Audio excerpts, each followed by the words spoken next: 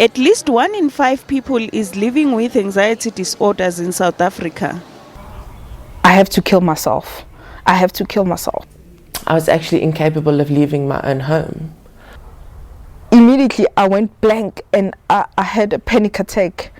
I couldn't do simple things like if I showered, I had to have the door unlocked because I couldn't be locked in a space. From my side, I don't know if I'm suffering from depression or anxiety. I'd had general anxiety disorder for quite some time without actually knowing I had general anxiety disorder. So we all feel a little anxious now and then. It's a normal emotion. For example, you may feel nervous before an important event such as a work interview, an examination, or that first date. Now, anxiety disorders are different though. They're the one of the most common serious mental illnesses affecting about 1 in every 5 South Africans. The question though is, how will you know that the signs of anxiety that you experience might be significant enough for them to be diagnosed as an anxiety disorder? Well, stay tuned, because as we get to the end of July, the Mental Illness Awareness Month, today we focus on anxiety disorders. And our guests include a psychiatrist, who's National Public Sector Convener of the South African Society of Psychiatrists, and we also have a clinical psychologist, who's a representative of the South African Depression and Anxiety Group, or SADAG. Now, be part of the show by asking them some questions or simply just sharing your views with us. The number to call is Johannesburg 714-5861 or 5877. You can also tweet us at SABC Health Talk or simply interact with us on our Facebook page, SABC Health Talk. Now sit back, relax, and learn from this bumper show coming to you just after a short break. I'm Dr. Sello Mutau, and this is Health Talk.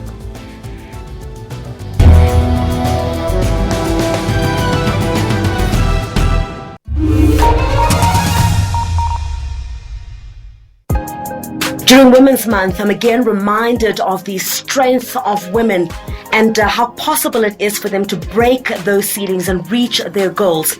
We continue that fight. We're just as good as our male counterparts. And during this month, I'd like to say to all women, not just in the journalism industry, to continue that fight. SABC News celebrates Women's Month.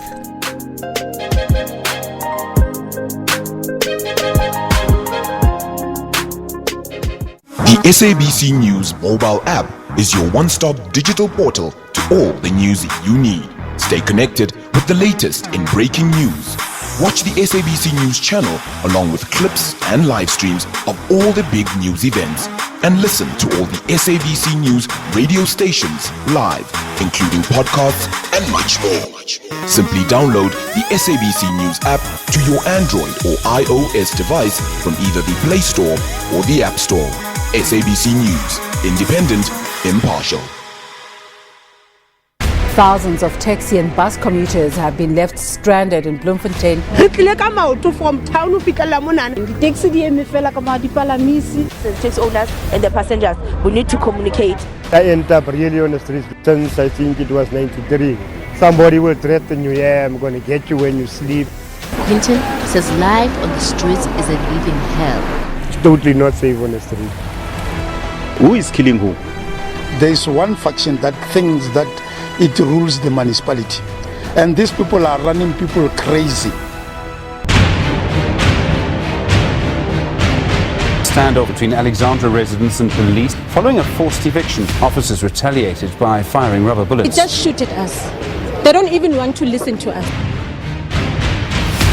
They've done us wrong as a community. What created the situation? What led to these angry words being exchanged? You're forcing me to say I have doubt. What is that thing? Don't treat me like a small boy. Don't do that. Because Human Rights Commission is not God. Vuzimusi Dlamini, he's the senior investigator there, and he asked the question, can you just explain what this particular project did?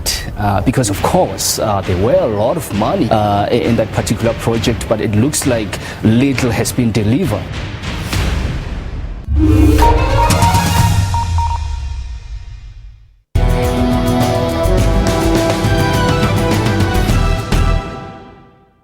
Tosh Naidu is one of many South Africans living with anxiety disorder, a common mental illness affecting approximately 1 in 5 South Africans each year. This is according to the South African Depression and Anxiety Group. I had my first panic attack in August 2008, and then I was diagnosed with panic disorder.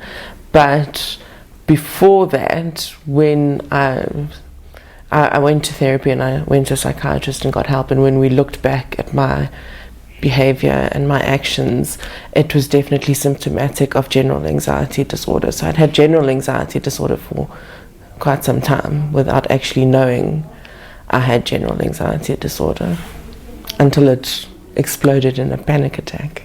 But what was the cause of Naidu's anxiety? I was just wired as the type of person, a very specific type of personality, where everything had to be a certain way, where I was very resistant to change, where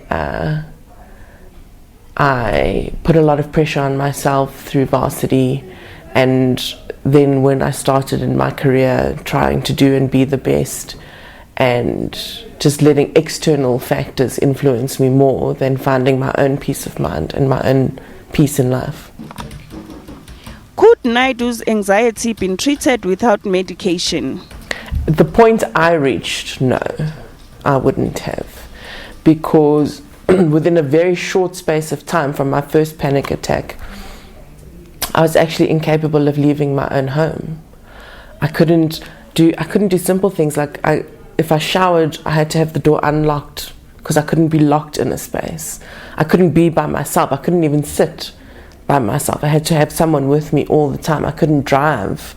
I couldn't go to work. I couldn't do much, and I stopped eating as well. So where the anxiety impacts on your life in such a way that you're no longer to function normally, then I think it's very hard to do it by yourself when it gets to that point. Fear of stigma and lack of information about anxiety disorders has seen many people suffering in silence. I think my family did the best they could under the circumstances, because mental illness still has such a huge stigma attached to it, and it was very scary for them to have to deal with a situation that has the label of mental illness attached to it. I worked in an environment, I used to work as an advocate, that you weren't allowed to have illnesses that hindered your ability to do your job, because then it would affect your reputation. So I didn't tell anyone at work what was happening. I just disappeared for 6 months and then came back. Is enough being done to raise awareness about anxiety disorders? I think 11 years ago it was a completely different environment, where I only found SADC as a result of going online, because that's the first thing everyone does when they suffer from something. They go online to get a diagnosis or to see what it could possibly be. And health and wellness wasn't a priority for employers, and that's changing drastically. It's not so taboo today anyway to say you have anxiety or to say you are depressed, whereas then it was really not an option. All right, so we're going to learn more about the subject of anxiety disorders. It's a great pleasure to introduce our guests who will take us through this. First is Dr. Kagiso Marohanye, who's a psychiatrist and is also National Public Sector Convener for the South African Society of Psychiatrists. Welcome to Health Talk, Dr. Marohanye. Thank you. Pleasure to be here. All right, and we also have Cassandra Govender, who's a clinical psychologist and representing the South African Depression and Anxiety Group, or SADC for short. Welcome to Health Talk once again. Hi, thanks. All right. Let's perhaps start with you, Doctor. You know, in my introduction, I kind of made a differentiation between, feeling anxious and anxiety disorders. Perhaps just take us through what anxiety disorders are. People watching this program perhaps are saying, okay, so how do I make that distinction? Yeah, I think basically we have to start with defining anxiety itself, which is basically anticipation or preparation for something that you are scared of, basically, or something that you have a phobia for. So you see that thing and then you start becoming anxious. And you can feel it within yourself, in a sense that the autonomic system within your body starts becoming aroused. And you start preparing as to whether you're going to escape or what you're going to do about that situation. So that's anxiety itself. So on its own, it's not a problem. Right. Is when you've got accompanying other symptoms, then it becomes a problem. Right. For example, the autonomic arousal system I was talking about, now it's not only just palpitations, it's palpitations and you're having shortness of breath, you're feeling like you're sweating, you're choking, you're feeling like you're dying. So then there's a number of symptoms that are also on top of the anxiety itself. Then we start thinking, does this person have more than just anxiety but a disorder? Yeah. The other thing is that, as was said earlier in the inset, it affects your functioning, basically. So you're no longer able to go to social functions, your work performance also starts getting affected, and if you're a child or adolescent, your school performance also starts getting affected. So it's starting to have sort of functional impairment, and that's when it becomes a disorder. But there are many other symptoms as well, as you would see in the different types of anxiety disorders, that also point out that this is a disorder, this is just not anxiety, and therefore we need to treat it and manage it. We're going to get back to the issue of the types of anxiety disorders and so on. But I said that it affects 1 in 5 South Africans, and I would imagine a lot of people, I guess, because everybody talks about depression, not too many people talk about anxiety disorders. How well known are anxiety disorders, and how common are they, by the way, in South Africa? Well, I think because anxiety is so commonplace and you feel anxiety with everything, people don't understand where the limit is. So they don't understand, when is my anxiety getting in the way? So anxiety is a natural response, as we've mentioned, to stress. It's how our body expresses stress.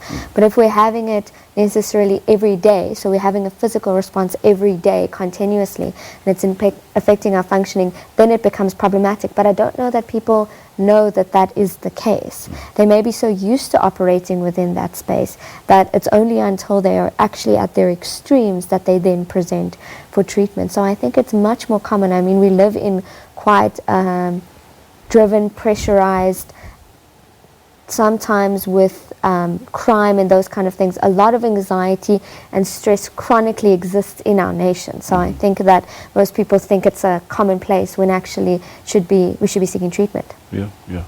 So back to the issue then of, if you compare major depression, for instance, bipolar, and anxiety disorders, do we have figures perhaps for general anxiety disorders? Yeah. I think worldwide, anxiety disorders is the most prevalent of all the psychiatric disorders. Right. And it's something that some people should be aware of, that whatever they experience is not that they're on their own. A whole lot more people are. Right. In fact, we're talking about 15% prevalence rate worldwide. It would be lower in some cultures and some populations, but it's still quite high. Yeah. And that 15% figure that I'm giving you is from a South African study that was done. Then you find that with the depression it would be lower, and with the bipolar it would be lower as well. But generally it is the most prevalent of all the psychiatric disorders we find worldwide. All right. And then we told there's different types of anxiety disorders. Yes, they are. So like we said in the instead, she mentioned generalized anxiety disorder, so that's the one. But more common than that, you have what we call specific phobias, where you're basically afraid of a particular object or a situation, like fear of heights or a fear for water or fear for animals. Then you get panic disorders as well, where the main thrust of that condition is panic attacks. Then following that, you find post-traumatic stress disorder as well. So that can also happen when you've been exposed to a particularly severe event or experience. That's what you can have. And then you have generalized anxiety disorder, like I was saying earlier. So those are the different types that you can have with anxiety disorders. Yeah. All right. Perhaps we want to then start talking specifically about generalized anxiety disorders. How much do we know about it? Okay, well, I think we know quite a bit, actually. I don't know how much the public knows about it, though. Yes. But we, I mean the public. Yeah, so in terms of that, I guess this is the one that is under the radar the most, because it's the person that's continuously worrying from the minute that they wake up to the minute that they go to bed, and it feels almost excessive. So they worry about a general number of topics.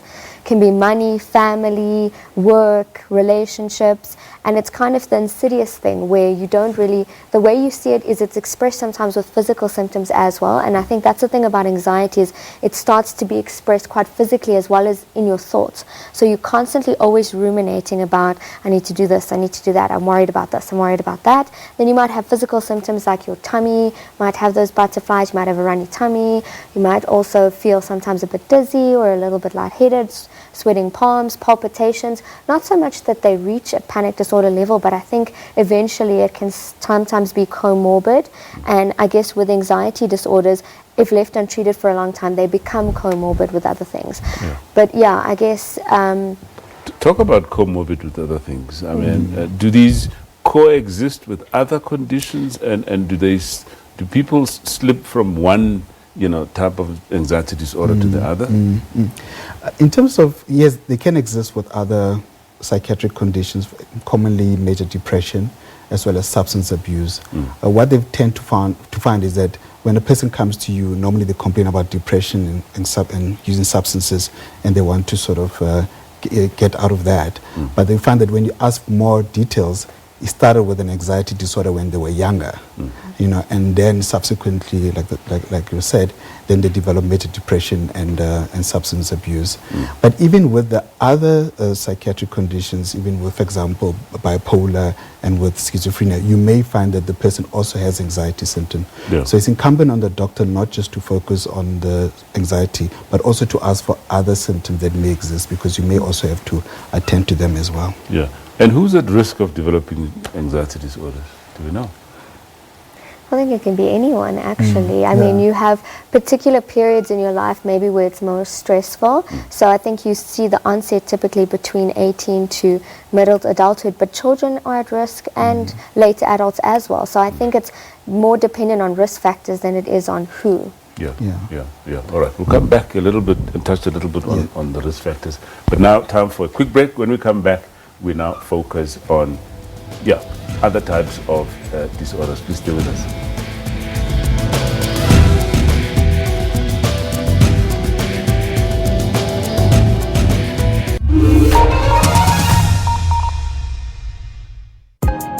My message to women and young girls is that you can achieve anything. Believe in yourselves. There really are endless possibilities for what you can achieve and the good things that are going to happen to you.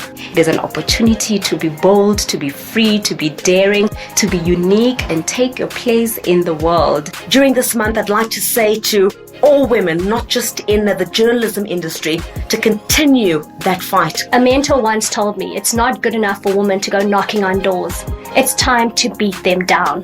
SABC News celebrates Women's Month.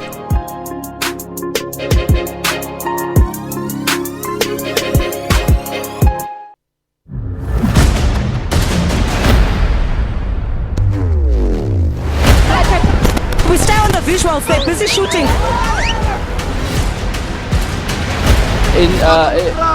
We drove around this.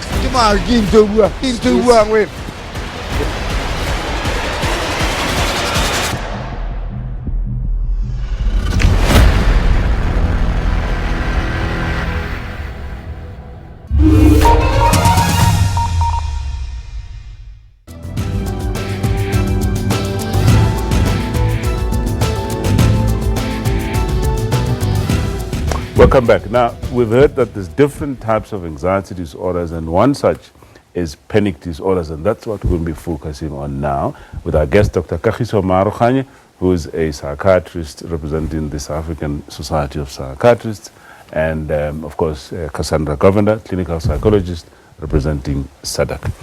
So before the break, we were talking about risk factors in general, before we start talking about panic disorders. Are there typical risk factors for developing anxiety disorders? Yeah, I think if there's a history of someone in the family who's had anxiety, it may sort of pertain to some genetic susceptibility for the other person having it.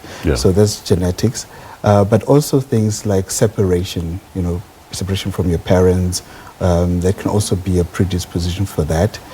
Childhood sexual abuse and physical abuse can also be a risk factor.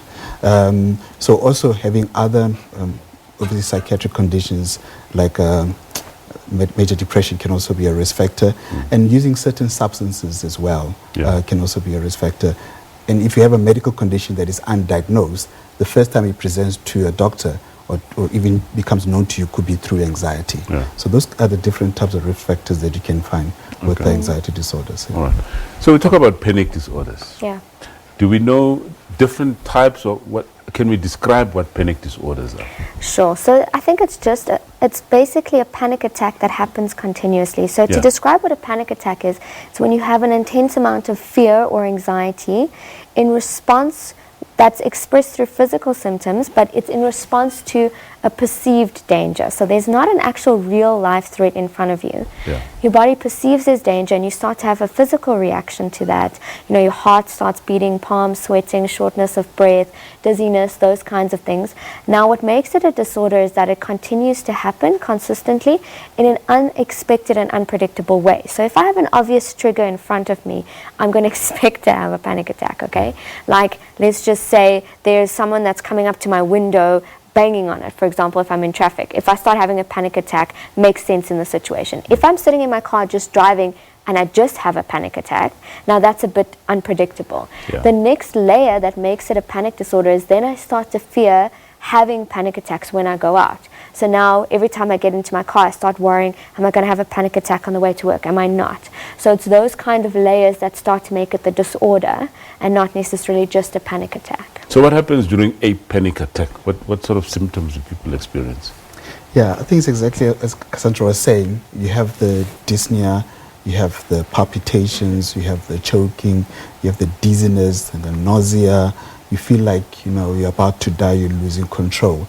I think what I've noticed in clinical practice is that a patient may not have all of these symptoms at the time that they see you. They may, for example, only mention dizziness or nausea, and you as a doctor be looking for medical causes, whereas it could be because of the anxiety. So it's important to have knowledge of the different types of symptoms that can exist within a panic attack. And it's normally abrupt and lasts about 10 to 15 minutes, and then it stops. You know, so a lot of people experience it, but because it stops, they don't feel like there's a problem. And there's no obvious trigger. So also they don't feel, they wonder where does it come from and think, okay, let me not worry about it, it may not happen again, but then it tends to happen. So that's I suppose people watching would say, you know, but I do panic from time to time, you know. When faced with a particular situation, I panic. Do I have everything? Do I have got this thing right? You know, am I going to deliver on this? You know, and sometimes it does happen, kind of, you know, more than once. I think you also want to look at the levels that you reach, because you know, when I'm panicking about, oh, do I have everything, am I going to be on time, you know, I maybe peak at about here.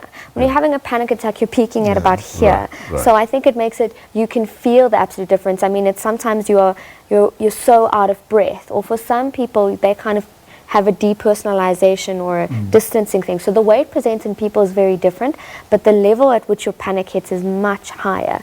So I guess you want to think of it, it's come from your flight or fight system. So you can either fight, flight, or freeze, right? But that's a system that's kind of malfunctioning a little bit when you're having panic attacks. It's being activated when there's no threat that you can see. Okay. We mentioned earlier children, adults, and so on. Split male, female? Well, the tendency is for females to be, for it to be more prevalent in females compared to men. And with children, like we were saying earlier, it tends to start a lot with children. It's just that people don't perhaps recognize it, or children cannot express it as vividly or as openly as the adults. But it tends to start as children, and then we progress into adulthood.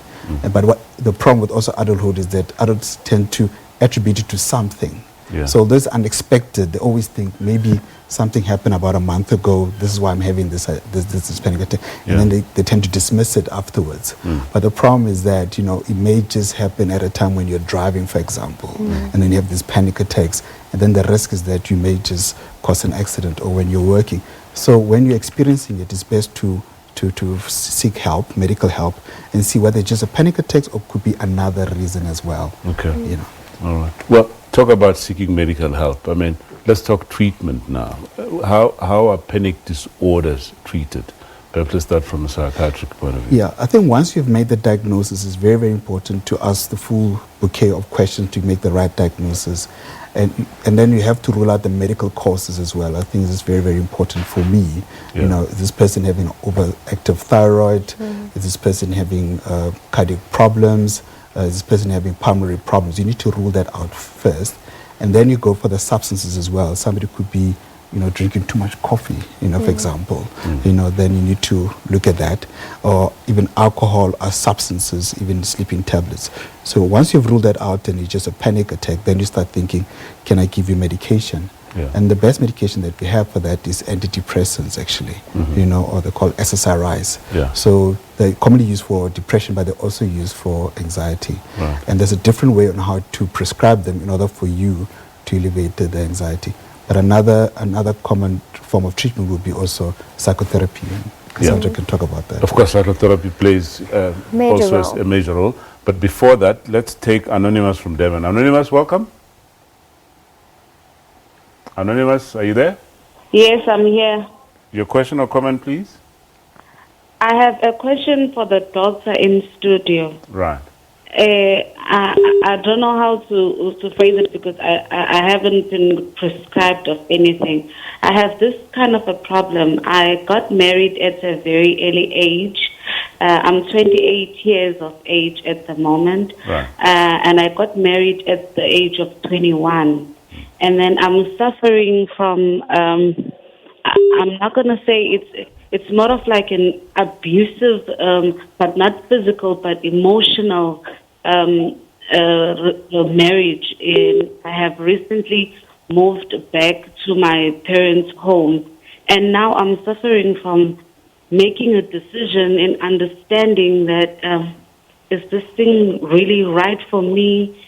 Can I don't know. And most of the time I will sleep and then I will think and I'll have this sharp pain in my heart. It has gotten to a point where I am married to a guy which I am scared of to even speak to or to even, you know, share anything with him. Yeah. And it has gotten to a point where every time he will always threaten me about the marriage. And so many times I wanted to get out from it, but most of the time I just think of my background and everything. So I don't know. Yeah. Yeah, all right. Okay, thank you for your question, and I'm sorry about what you're going through. Perhaps let's get the opinion from the doctor. Obviously, we didn't ask if she's sought medical, you know, she's consulted with anybody, but your thoughts? Yeah, I think a lot of patients in that kind of situation, either they hope that the situation will sort of change on its own without any sort of intervention. Yeah. The person will become sort of less abusive or not abusive at all. Yeah. Or they hope that in the course of time they will just start coping with the situation, whatever feeling that they're having, and then they'll go away. But the problem is that this doesn't change, it doesn't go away. So the best thing is obviously to seek medical attention, and the role of the doctor there is basically to obviously help you make a diagnosis of what you have. Yeah. Is it depression? Is it post-traumatic stress disorder? Yeah. Is it panic disorder? Yeah. But also refer you to other members of the multidisciplinary team. Right. More importantly, the psychologist, a social worker. So all these people need to come together in order to help the lady. Yeah. So Anonymous, it's important then that you don't please just make sure that you consult somebody, some medical professional. Perhaps you can start with your GP, who can then, you know, refer you appropriately. Well, we're going to come back to the issue of psychotherapy for panic disorders. But now, time for a quick break. When we come back, we'll continue our discussion. Please stay with us.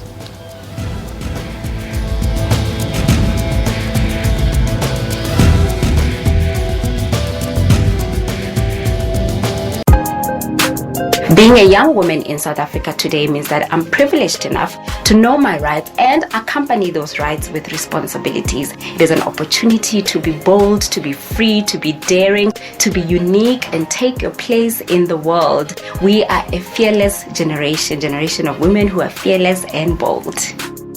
SABC News celebrates Women's Month.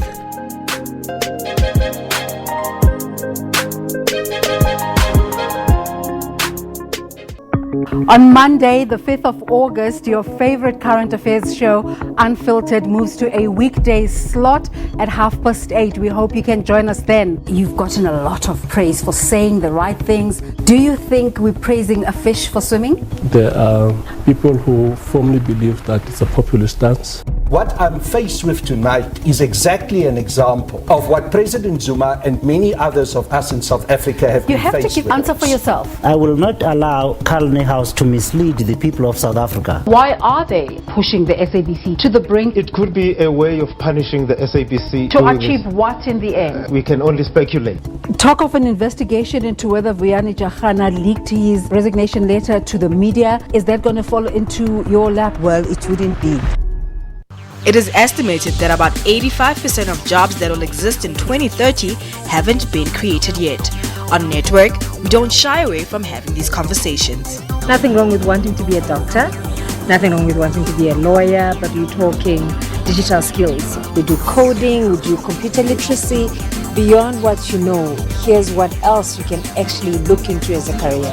If South Africa invests properly in tech, it can be the next China. Be a part of our network, Saturdays at 8:30 p.m. It's a rape, it's murder, it's shooting, it's killing another. I think we will be happy if the army can come in and try to patrol in and out, day shift, night shift. The South African National Defence Force will be joining police in the operations following the announcement made by the police minister. It always creates a very bad perception internationally if you use an army or any defense force elements in an internal situation. If you bring soldiers here, they don't have what we call it tear gas, rubber bullets. What they have is machine guns, and they were trained to deal with a forceful enemy.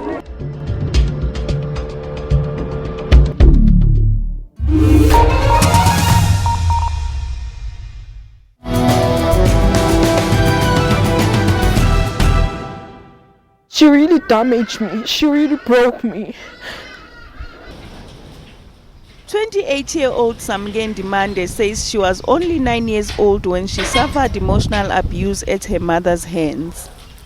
I remember when I was 9 years old, and then that day, March, the month, it was March. School reports just came in, Mama Wawa Tata and Wawa Bega. I had 2 younger brothers, twin brothers. When she looked at my report, she saw that I wasn't performing well at school. And then she looked at my twin brother's report, and she was like, to them, "I'm so proud of you boys." And then she said to me, "You're so stupid. That word." I was so young, I couldn't understand the word stupid, but that moment when she said, "You're so stupid,"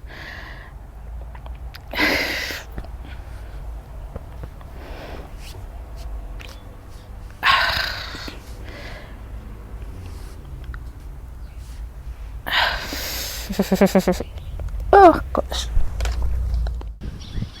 The effects of this statement resulted in Dimande suffering from anxiety disorders throughout her school days. I remember this one time I had to present at school. Immediately I went blank, and I had a panic attack at that moment. But I didn't understand it was a panic attack until the doctor said, "So, you're having a panic attack." According to Ndimande, emotional abuse quickly grew to physical abuse. There was a time when she was beating me, and then I said to her,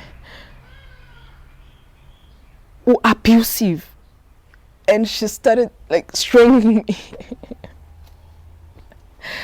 She wanted to kill me that day, and then she said to me,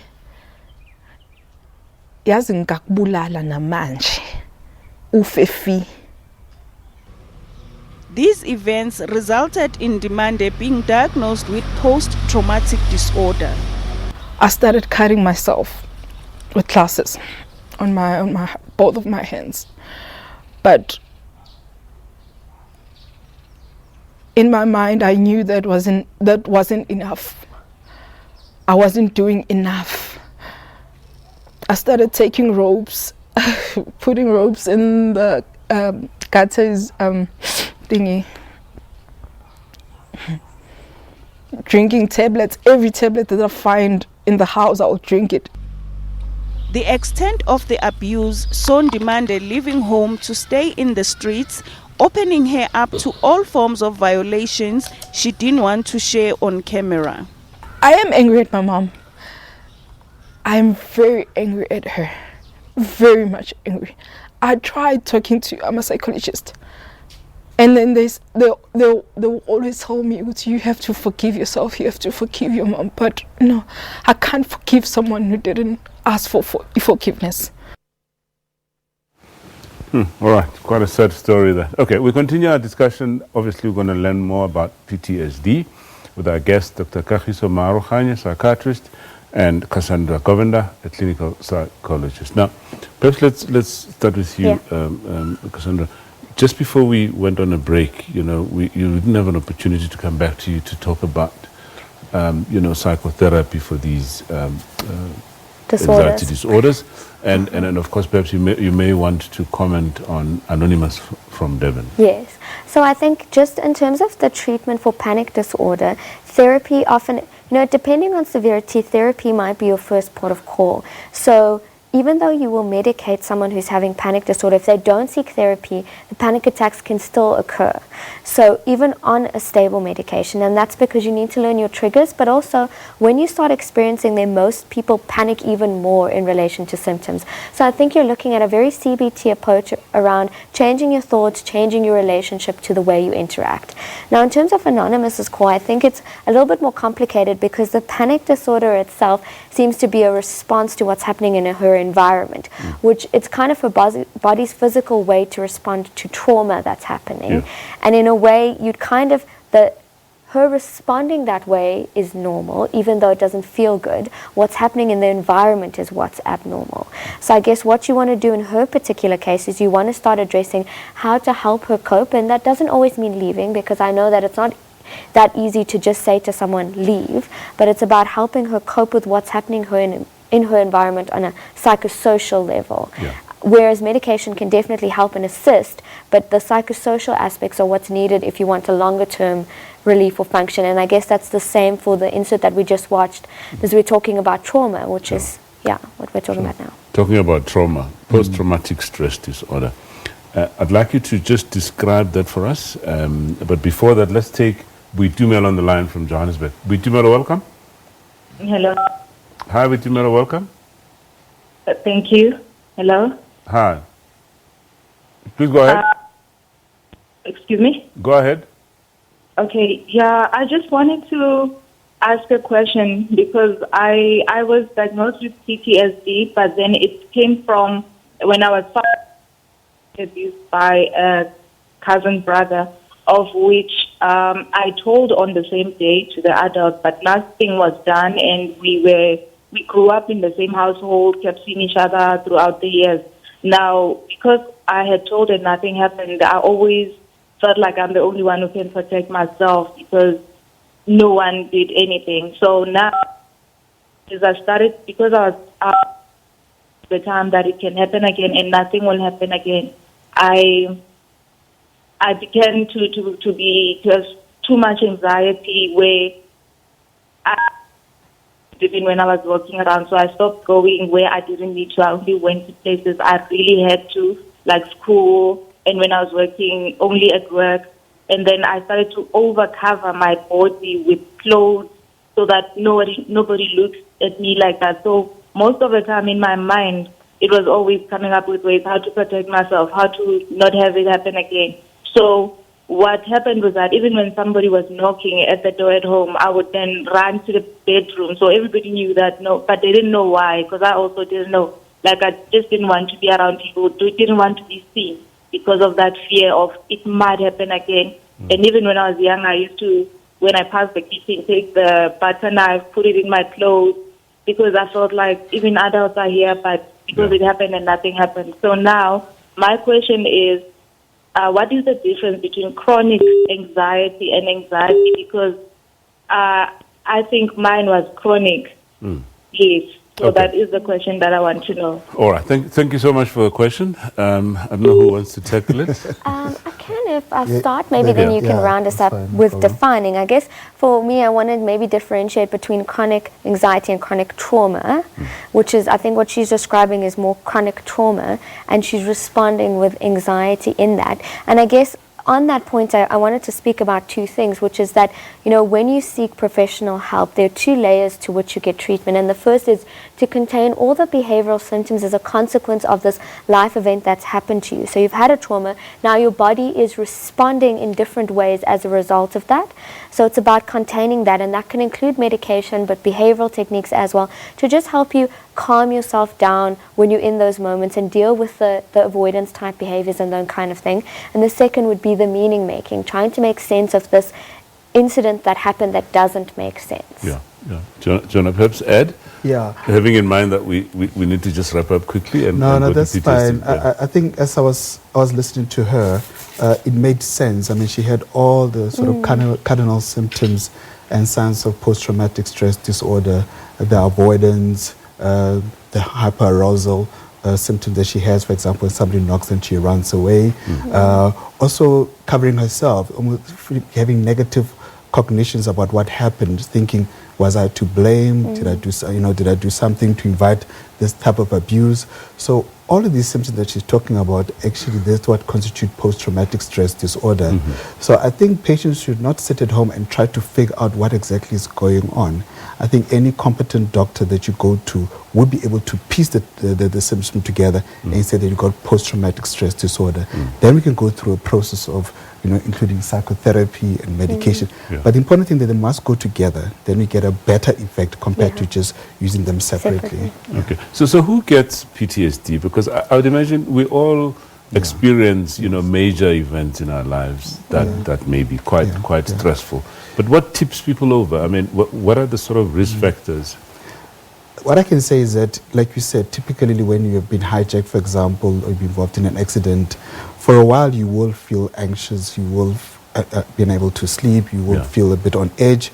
But if it carries for more than a month, then we start thinking, could this be PTSD? Then we start getting worried and thinking that maybe we need to intervene. But also the severity of the trauma is also very important. I mean, if your life has been threatened, anyone would be more likely to have PTSD. Also, if there's been a background of previous other traumas that you've experienced, whether there's childhood abuse or other accidents you've been involved in, or you've had major depression as well. So all these risk factors, like I was saying earlier, this could make one person have PTSD and not another.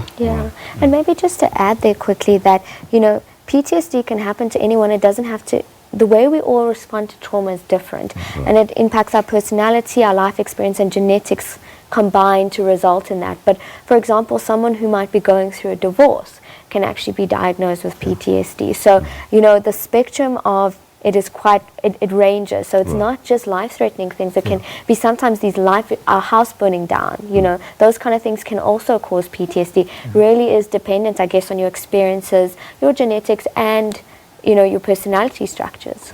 Well, let's talk treatment then. I mean, is it any different from the other mental conditions? Well, fortunately it's not, in the sense that we still use the antidepressant that I was mentioning earlier, the SSRI, so that's what we use. But I think the important thing is that you have to use it for a longer period. We're talking a year or more. And then you also have to use it as higher doses. I think what tends to happen is that the doctors may start at a low dose and then the symptoms just don't go away. And then the person becomes quite upset as to what is going on. I'm taking treatment, I'm not getting better. So you need to give it the right dose and for a longer period. But like I keep on saying, we have to have psychotherapy as well to deal with what the meaning of this trauma that has happened to the patient. And you know what, how we deal with it is actually a bit different to other anxiety disorders. Like I said, I think there's a level with all anxiety disorders where you're going to be looking at containment for symptoms that they're presenting with. So how do we do techniques to help you breathe through, bring down your heart rate, those kind of things. But I think when it comes to particularly PTSD and those trauma kind of disorders, you're looking at how to make sense of what's going on, how to explore and unpack the what ifs and the things like whose fault it is and those kind of meaning making things, which in other anxiety disorders, it's helpful to do explorative therapy, but it's not always needed, whereas here it's needed. Okay, I think it's a good point at this point to go for a quick break, and when we come back, we then focus on phobias. Please stay with us.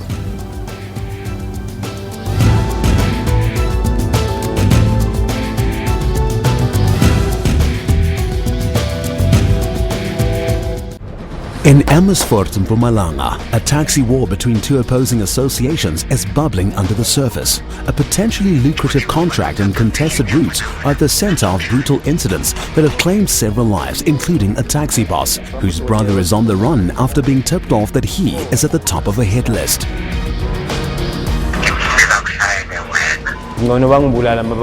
Special assignment, Sunday at 9:30 on SABC News. This is where we take a look inside the world of media, analyzing the issues with media outlets and journalists getting donor funding from countries abroad. Clearly, the funding is essential. There's always a narrative that needs to be driven by those people that are funding. As a result, we're not going to get the real organic news. But how do we bring it into the system so that the integrity of journalism is kept up? I think that those donors should rather just advertise if they want to put their names out there and if they want to support that publication. My experience in the industry has been both a roller coaster and pure bliss, if I may put it that way. I started off as an intern. I was an all-rounder. I used to do everything. And I think that was the back-breaking phase of my life, but I'm grateful for it, and I think it prepared me for my current roles. And it was also by the help of the women who welcomed me into the industry, women who let me be innovative, who let me have a great degree of control and freedom within my job. SABC News celebrates Women's Month.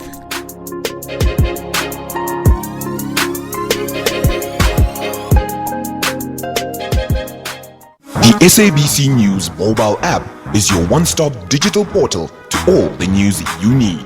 Stay connected with the latest in breaking news. Watch the SABC News channel along with clips and live streams of all the big news events. And listen to all the SABC News radio stations live, including podcasts and much more. Simply download the SABC News app to your Android or iOS device from either the Play Store or the App Store. SABC News, independent, impartial.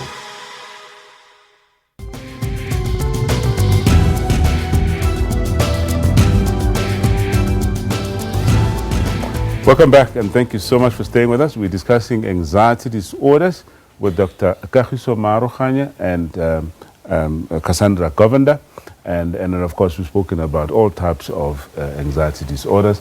Now we're going to be talking about phobias, and I'm sure you've heard about people that have a phobia for this and that. And let's hear about these phobias. Perhaps let's start with you, Doc. Yeah. What is a phobia? Well, basically, a phobia is a fear or anxiety that is triggered by a particular object or situation that the person goes through. Yeah. So the types of categories could be animal related, or it could be natural environment, for example, lightning, or it could be blood infection or injury, what we find when people see blood and then they faint. Yeah. There could be a phobia for that as well. Yeah. And situational, if you're in a lift and you start having a panic attack, there could be a phobia for that. Yeah. So those are the different types of phobia that you can have. And then, obviously, if it's become repeated, sort of repetitive, and start affecting your functionality, for example, now you can't work in high-rise buildings because you've got a phobia for using the lift, then it becomes a disorder, and then we need to seek medical attention or psychological attention for that. But are these preceded by some sort of trigger of sorts? Well, Well, I think it typically starts in childhood, and then it gets reinforced. So there's a moment at which you become afraid of something or have a negative experience, and then that negative experience, that fear, gets relayed and brought up inappropriately. Your brain kind of triggers it and brings it up inappropriately following that. So, I mean, triggers are different for different people.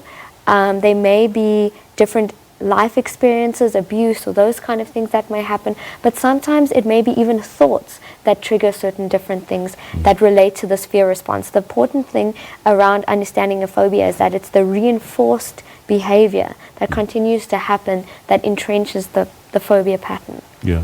It's not a bad thing to have a phobia for wild animals, though. I mean, let's look at we hear of all different types of phobias, you know. Are there particular ones that are perhaps more common that we come across in clinical practice, perhaps? I think some of these phobias, for example, animal phobias, what tends to happen is people avoid these things. Yeah. So they tend not to present to you. Yeah. You know, they would just go through life knowing that I'm afraid of a particular situation, whether it's social phobia, whether it's a particular animal, or whether it's lived, and then they live a life of avoidance, and they never sort of present to us until it gets to a point where now they have to become a high functioning executive. They have to present in front of people. They know they've had the social phobia for many years, and now they start thinking maybe I should get clinical psychological or clinical help. But in terms of the prevalence, I think they can occur. It hasn't really been studied because of that. People tend to hide these phobias and not talk about them openly, as opposed to other conditions that we have. Let's go to a call. Dan from Soweto. Dan, welcome. Dan, are you there? Yes, I'm here. Good morning. Morning, Dan. Welcome, and please go ahead. Yes. Doc, I just want to find out, I have a friend who, when we are seated anywhere, he always be asking if the door is locked, if the backup roof is locked, even if it's during the day. And where we're seated, it's quite a safe place, Well, what type of disorder can that be? Okay. All right. Good question. Who wants to take it? Thanks, Dan. I think, from my mind, I mean, obviously we need to get a bit more history as to from this particular person. Why do they worry about the door being locked? I mean, on a more severe spectrum, I could ask, is this person paranoid or having some sort of psychotic features? But also, what I think maybe Dan is trying to refer to is whether this person may have obsessive compulsive disorder. Correct. So I think that's what he's trying. But we need to obviously get a bit more history in order to understand what is going on. But it is good that the friends have noticed it, and I think it's maybe a time for them to talk to him and say that I've seen this happen to you.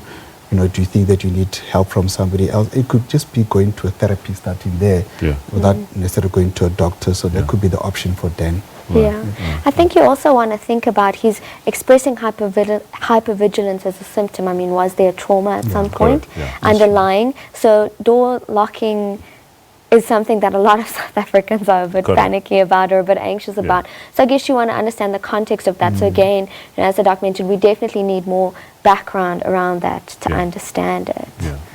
And talk about, I mean, you mentioned obsessive compulsive disorders and phobias. Is there some kind of relationship between the two? With obsessive compulsive disorders, basically you have this repetitive intrusive thoughts, going through your mind all the time, and then accompanying that, sometimes anyway, you have compulsive or repetitive behaviors in order to compensate for that if you can. So for example, you'd be worried about, are you feeling safe all the time? So you just have this thought that I don't feel safe, I need to do something in order to make sure that I feel safe, or I feel dirty, so my hands are dirty even though you've washed them. So you have to repeatedly keep on washing your hands for that, and it has to be a long time, just not once or twice. So there's a set of specific symptoms that are aligned to OCD, and there's certain specific features aligned to phobia. The main cardinal feature of phobia is that you have this severe arousal reaction and you avoid the situation. And that's phobia. Let's talk about treatment. I'm sure psychotherapy plays a major role there. Yeah, 100%. So I guess what you want to do is you want to understand, you basically want to break the chain in the behavior. So before you can understand what's going on, I mean, that may take a really long time to understand where the phobia came from, unpacking and why it exists. So before you want to do that, you actually want to help the person relieve the distress, because if they're going to continue to exist with that distress, it's going to also impact your therapy. So I think the first thing you want to do is change the behavior. You want to get them either in OCD or with phobias, you want to get them to stop avoiding what's going on. So with OCD, you want to get them to stop their rituals slowly but surely. But with phobia specifically, you want to create some kind of system where the thing that they're avoiding, you get them more comfortable with, slowly at a gradual pace. So if someone's really afraid of spiders, you don't go lock them in a room full of spiders. You take it very slow from the start and just imagining being around spiders, and get their body to respond differently, to bring their emotional and physical responses back down. So until they can then exist with that phobia, especially in a social kind of way. So I think social phobia is the one that can cause the most distress, because it's the one that impacts people a lot. I think other phobias do, but you can just avoid them. You spoke Just quickly about. describe what social phobia is. Well, I think that's a fear of, a tense fear of being humiliated or shamed in public. So it makes people avoid interacting in a work level, interacting with people, doing presentations. You know, there's severe cases sometimes where people can't work anymore because they're struggling to navigate that social environment. And what you want to do is get them used to sit with that distress and give them tools to equip them to work through it. All right, I think that's where we're going to leave it. Thank you so much, Dr. Kagiso Marukhanya and Cassandra Govender. Thank you so much for your contribution. All right, folks, that's all the time we have for you today. We're back with you again next week, same time. I'm Dr. Solomon Daung. Until next time, please take care.